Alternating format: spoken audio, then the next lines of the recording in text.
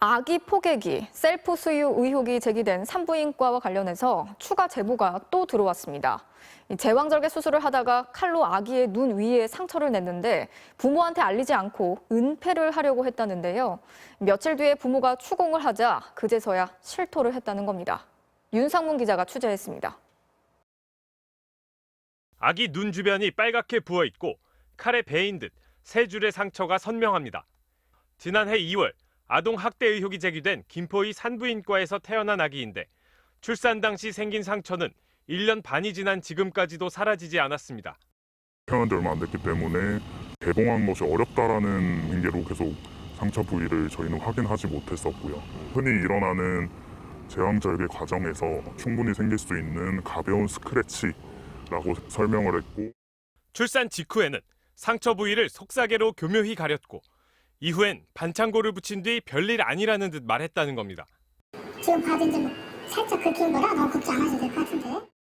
출산한 지 3일째 되는 날 아버지가 병원 측을 추궁했고 결국 주치의는 수술 과정에서 메스로 낸 상처라고 실토했습니다. 메스 맞습니까? 말해요. 병원장에게 은폐하려던 게 아닌지 물었지만 도망치듯 자리를 피했습니다. 상처 나는 거 다 설명한다면서요. 제대로 설명 안 하신 거잖아요. 상처가 왜 나고 어떻게 났는지. 하지만 이처럼 병원 측이 과실을 인정한 사례는 극히 드뭅니다. 이 산부인과와 관련된 제보가 잇따르고 있지만 의혹을 입증하기가 쉽지 않습니다.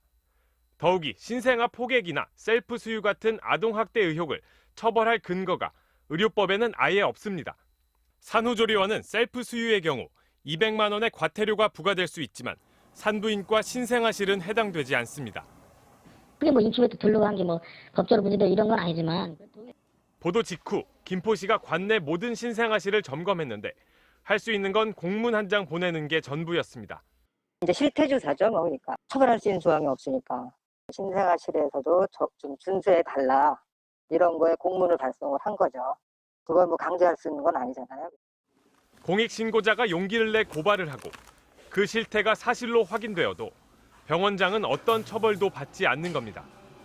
결국 이 산부인과가 있는 곳을 지역구로 둔 박상혁 국회의원은 산부인과 신생아실과 산후조리원에서 신생아 포개기와 셀프 수유 등을 하면 처벌할 수 있는 모자보건법 개정안을 다음 주 발의한다고 밝혔습니다.